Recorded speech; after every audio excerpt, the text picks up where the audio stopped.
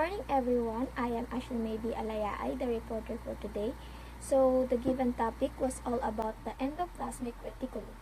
So first let us read the lesson objective for today's lesson. So at the end of the lesson, students are able to first explain basic endoplasmic reticulum functions. Second, understanding the difference between smooth and rough endoplasmic reticulum. And the third one, describe protein transport. So that is our objectives. So first is about the endoplasmic reticulum. So what is endoplasmic reticulum or the ER? So the endoplasmic reticulum or ER is an intricate network of interconnected membranes that extend throughout the cytoplasm of eukaryotic cells. It's a dynamic organelle with two distinct regions, which is the smooth endoplasmic reticulum or the SER and the rough endoplasmic reticulum, which is the RER. Itong endoplasmic reticulum natin, it is a critical organelle in eukaryotic cell. So, it serves as like a factory, no? Sila yung nag-handle and nagsisynthesize and nagtatransport ng mga essential molecules. So, it has two regions, the smooth ER and the rough ER. So, itong mga ito is meron silang specific functions and parts. So, let us know kung ano yung difference between the rough and the smooth ER. Now, let us know about the smooth ER. So, smooth ER, its structure is, it lacks ribosome, giving it a smooth appearance under a microscope rather. It is a network of interconnected tubules. So, itong ating smooth ER, it lacks ribosome. As you can see in the photo or in our visual representation, unlike doon sa katabi niya, it has ribosomes. So, itong ating smooth ER, wala siyang ribosomes. Kaya siya tinatawag na smooth ER. So, it gives smooth appearance kapag tinitingnan natin siya sa microscope. So, itong ating smooth ER has a vital functions. So, first is the lipid synthesis, and second is detoxification. The third one is carbohydrate metabolism. So, itong ating smooth ER, it synthesizes lipids such as yung mga phospholipids, steroids, and cholesterol, which is essential for membranes. It also detoxifies harmful substances katulad ng drugs and ng alcohol. And then it also has a role in carbohydrate metabolism, which involve in the synthesis and breakdown of glycogen, a storage form of glucose, and it also a calcium storage. No? In muscle cells, the SER stores and releases calcium ions, which are essential for muscle contraction. So those are the functions of our smooth endoplasmic reticulum. So just remember the functions of smooth ER like LDCC. So lipid synthesis, detoxification, carbohydrate metabolism, and calcium storage. So the next one is the rough endoplasmic reticulum. Since we tackled already the smooth endoplasmic reticulum or the SER, now we will move on to the rough ER. So ano nga ba itong rough ER? So si rough ER is a structure, may structure siya. The RER is studded with ribosome, giving it a rough appearance. These ribosomes are responsible for protein synthesis. So, itong ating rough ER, unlike sa smooth, diba sa smooth natin, it lacks ribosomes. So, itong si rough ER natin, it has ribosomes. That's why it gives rough appearance. So, that is why it is called rough ER.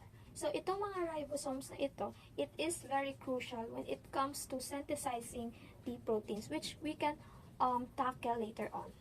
So, in our presentation, makikita ninyo na meron talagang ribosomes doon sa ating rough ER. So, these ribosomes produces proteins destined for secretion, membranes, or specialized organelles like lysosomes. So, inside dito sa ating rough ER, no, it has proteins that are folded and modified.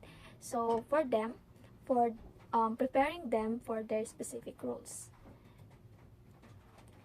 So, functions. As I have said a while ago, no, yung functions ng ating rough ER is for protein synthesis. So, dito natin makikita yung pag-synthesize ng ating protein because it is the primary site for the synthesis of proteins that is destined for secretion, lysosomes, vacuoles, or insertion into membranes.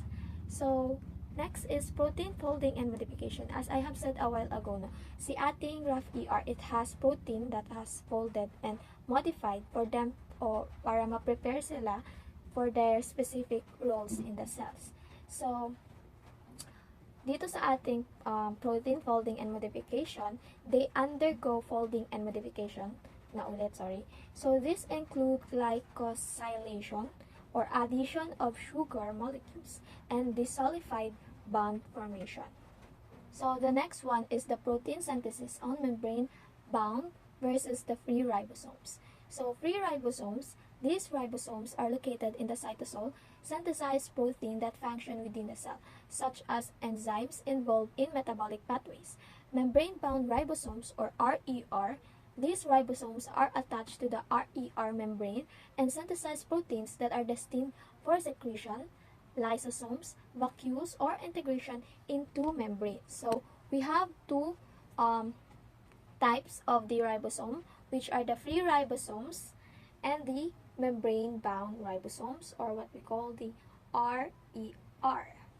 So, these membrane-bound ribosomes and the free ribosomes has their own functions. So, si free ribosome produces proteins that is used inside the cell, while those that membrane-bound ribosomes synthesize proteins for export membranes or specific organelles. So, this specialization ensures efficient protein distribution.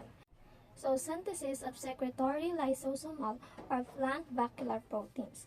The synthesis of secretory lysosomal or plant vascular protein usually takes place by co-translational translocation.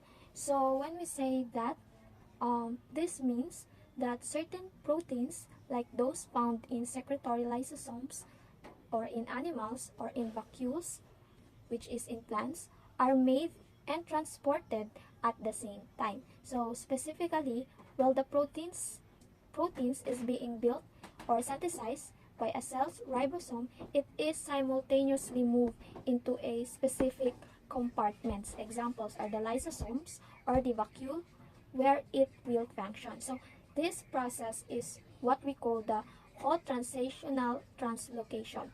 So it ensures that the protein reaches the right place as it's being made. So that's the co-translational translocation. So secretory proteins, these proteins are synthesized on the RER and transported to the Golgi apparatus for further processing and packaging into secretory vesicles. These vesicles then fuse with the plasma membrane, releasing the proteins outside the cell. Examples includes the hormones, digestive enzymes, and the antibodies. So the next is the lysosomal proteins. So these proteins are synthesized on the RER and transported to the lysosomes, which are organelles responsible for breaking down the cellular waste and debris. So plant vascular proteins. So these proteins are synthesized on the RER and transported to plant vacuole, which are large fluid-filled organelles that store water, nutrients, and waste products. So the explanation for this, the synthesis and transport of these proteins involve specific pathways within the cell, which is the secretory proteins. So these secretory proteins they are made by such as hormones and enzymes that are synthesized in the rough endoplasmic reticulum, or what we call the RER, by ribosomes attached to its membrane. So the next one, how does secretory proteins process and transport? So once na yung nasynthesize na sila, these proteins will enter the RER lumen where they are folded and may undergo initial modifications like glycosylations. From there, they are packed into transport vesicles that bud off the RER and move to the Golgi apparatus or Golgi apparatus.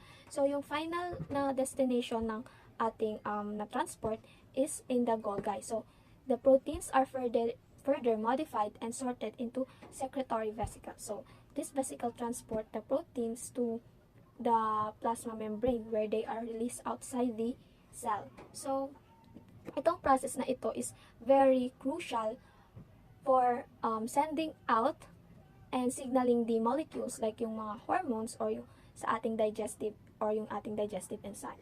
So, yung ating lysosomal proteins naman, paano ba sila nabuo or how are they made? So, these proteins are also synthesized. No? Nasa-synthesize din sila in our RER. So, ano yung ating processing ng ating lysosomal proteins? So, after the synthesis of lysosomal proteins, natatransport sila into the Golgi apparatus where they are tagged with specific markers like yung mannose-6B phosphate that directs them to lysosomes. So, functions. Ang ating functions ng lysosomes. So, lysosomes are organelle, no? Responsible sila para sa pag-degrade ng cellular waste, damaged organelles, and other unwanted materials. So, yung protein is sent here act as enzyme to break down these components into smaller molecules. They can that can either recycled or be disregarded. So the next one is the plant vascular protein. So where and how they are made. So katulad ng iba, no, they are these proteins are synthesized in the RER. Synthesized din sila sa RER and matatransport din sila sa Golgi apparatus. So, processing and the transport. So, after na-process na siya doon sa ating Golgi apparatus, these proteins are packed into vesicles and directed to the plant cell vacuoles. So, ano yung functions ng ating plant vascular proteins? So, plant vacuoles are large organelles that store water, nutrients, and waste products. So, vascular proteins, no, it helps to maintain cellular storage, regulate the pH, and support waste management. So the next one, a schematic model of synthesis of secretory or lysosomal enzyme on membrane-bound ribosomes or the RER. The synthesis of secretory or lysosomal protein begins with a ribosome attaching to the RER membrane. As the protein is synthesized, a signal sequence at its N-terminus guides it into the ER lumen. The signal sequence is then cleft opt and the protein folds into its correct conformation. The protein may undergo further modification such as glycosylation. Finally, the protein is packed into transport vesicles that bud off the RER and move to the Golgi apparatus. Next one. Synthesis of integral membrane proteins on ER-bound ribosomes. Integral membrane proteins are embedded within the lipid bilayer of membranes. These proteins are synthesized on the RER, but their hydrophobic regions remain within the ER membrane during translation. This hydrophobic region act as transmembrane domains, anchoring the protein within the membrane. So the integral membrane proteins are specialized proteins that are permanently embedded within the lipid bilayer of cellular membranes. So they play essential roles in cell signaling, transport, and maintaining structural integrity. So, itong proteins na ito, they are synthesized on the rough endoplasmic reticulum or the RER by the ribosomes attached to its membrane. So, during that synthesis, a signal sequence directs the growing protein chain to the RER. So, the integral membrane proteins contain specific hydrophobic regions made up of water-repelling amino acids. So these regions, no, they are inserted directly into the lipid bilayer during that translation. So rather than entering the aqueous environment of the RER lumen, so itong mga hydrophobic regions na ito, they are known as transmembrane domains. So they anchor the protein within the membrane, stabilizing them and enables their functions. So the transmembrane domains allow integral membrane proteins na mag-interact with both the inside and yung outside of the cell. So it facilitates the process such as the molecule transport, signal reception, and cellular attachment. So yung RER natin, it ensures na yung proteins is correctly na-synthesized and embedded into the membrane for their specialized role. So the next one is the membrane biosynthesis in the endoplasmic reticulum. So the ER is the primary site for the synthesis of phospholipids, which are the major components of cell membranes. These phospholipids are synthesized on the cytosolic side of the ER membrane and then flipped to the luminal side. So this process expands the ER membrane and provides new membrane for the organelles. The next one is the glycosylation in the rough endoplasmic reticulum. Glycosylation in the addition of carbohydrate chains or the oligosaccharides to proteins. In the RER, N-linked glycosylation occurs where oligosaccharides are attached to the asparagine residues in proteins. This process begins with the assembly of a core oligosaccharide on a lipid carrier molecule called the dolicol phosphate. So the core oligosaccharide is then transferred to an asparagine residue in the protein. So the next one, steps in the synthesis of the core portion of an N-linked oligosaccharides. The core oligosaccharide is assembled on dolicol phosphate, a lipid carrier molecule located in the ER membrane. The assembly process involves the addition of sugar molecule and acetylglucosamine, mannose, and glucose in a specific sequence. Once the core oligosaccharide is complete, it is transferred to an asparagine residue in the protein.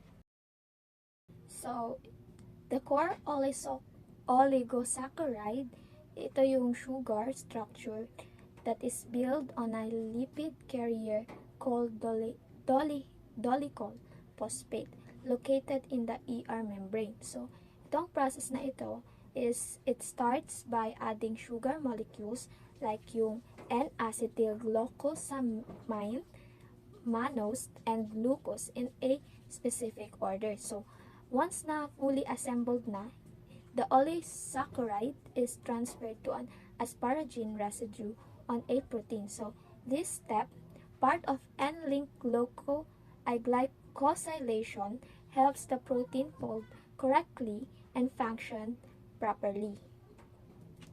So the next one is the model of mammalian unfolded protein response. The UPR is a cellular stress response activated when misfolded proteins accumulate in the ER lumen. This accumulation can occur due to the various factors such as protein mutations in proteins, environmental stress, or defects in protein folding machinery. The UPR aims to restore ER homeostasis by reducing the protein load, increasing the folding capacity, and activating protein degradation pathways. So, ER to Golgi vesicular transport. Proteins synthesized and modified in the ER are transported to the Golgi apparatus. So, as we discussed kanina, lahat ng mga proteins na na-synthesize and na-modified is tinatransport siya doon sa ating Golgi body or Golgi apparatus in membrane-bound vesicles. So, gamit yung ating vesicle. So, this vesicle bud off from the ER and fuse with the Golgi, delivering their cargo to the next stage of processing. So, the next topic is all about the Golgi complex or the Golgi apparatus. So, the Golgi complex is a stack of flattened membrane-bound sacs that further process and sort proteins received from the endoplasmic reticulum. It is composed of several compartments, the CIS rather, or the receiving side, medial, and trans, which is the shipping side. The Golgi plays a crucial role in modifying proteins, packaging them into vesicles, and directing them into their final destinations. So, itong ating Golgi complex is very crucial siya, no? So, it is a stack of flattened membrane-bound sacs, or tinatawag na cisternae, that process and sort proteins from the ER. So, it has three main compartments, yung cis or yung receiving site, the medial region, and the trans phase, which is yung ating shipping site. So, the Golgi modifies the protein, packages them into vesicle. No? So, itong Golgi complex, ini-ensure niya na yung proteins is na-send siya ng tama sa kanilang mga destination, such as yung outside the cell, lysosomes, or doon sa ating mga plasma membrane. So, itong process na ito is essential for proper protein function and cellular organization. So, the next part is the Golgi complex. So, let's look at the video. Ayan, kikita natin. So, the next one is the glycosylation in the Golgi complex. The core oligosaccharides attached to a protein in the endoplasmic reticulum undergoes further modification in the Golgi. This modification includes ito yung mga modifications: removal of glucose residues, addition of N-acetylglucosamine residues, addition of galactose residues, addition of sialic acid residues. So, regional difference in membrane composition across the Golgi stack. The lipid and protein composition of Golgi membranes vary across the different cisternae, reflecting the specialized function of each compartment. So, the lipid and protein composition of the Golgi membranes, it changes across its different cisternae. So, it allows each compartment to carry out specialized function. For example, sa C-space natin, ito yung design siya para mag-receive ng protein from the ER. While yung trans space naman, it is structured para mag-ship or mag-package ng proteins to their final destination. So, yung this variation ensures the Golgi complex can efficiently modify, sort, and transport proteins. The movement of materials through the Golgi complex. There are two main models for protein movement through the Golgi. First is the cisternal maturation model and the vesicle transport model. So, what are those models? So, in the Golgi complex, there are two primary models for how proteins move through its various compartments: the cisternal maturation and the vesicle transport model. So, the cisternal maturation, this model proposes that the actual Golgi cisternae move through the stack starting from the CIS or the cis or yung receiving phase or the receiving side, and gradually maturing into the trans or the shipping side.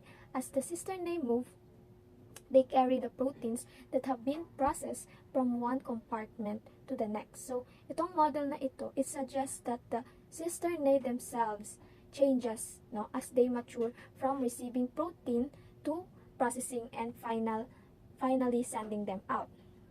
So, the second one is the vesicle transport model. So, in this model, proteins are transported through the Golgi by being enclosed in small membrane-bound vesicles. So, these vesicles bud off from one compartment and fuse with the next. So, carrying the proteins with them. So, unlike doon sa ating cisternal maturation model, so this model views the Golgi as a static structure where proteins, yung proteins natin, makamove siya through or by the use of vesicle-based transport rather than themselves. So, yung dalawang model na yon, it just describe kung paano or yung paano ma-process yung proteins and ma-transport within our Golgi. But itong dalawang ito, they differ in how the Golgi structure and vesicles interact during the process. The last one is the step in the glycosylation of a typical mammalian end-linked oligosaccharide in the Golgi complex. The core oligosaccharide attached to a protein in the ER undergoes further modification in the Golgi. This modification includes removal of glucose residues, addition of N-acetylglucosamine residues, addition of galactose residues, addition of sialic acid residues. The dynamic transport through the Golgi complex. The movement of proteins through the Golgi is a dynamic process involving the formation and fusion of vesicle. So this vesicle transport proteins between different Golgi compartments and ultimately to their final destinations. So that's all of my topic and report. I hope you have learned something, and until to the next lesson. Thank you very much.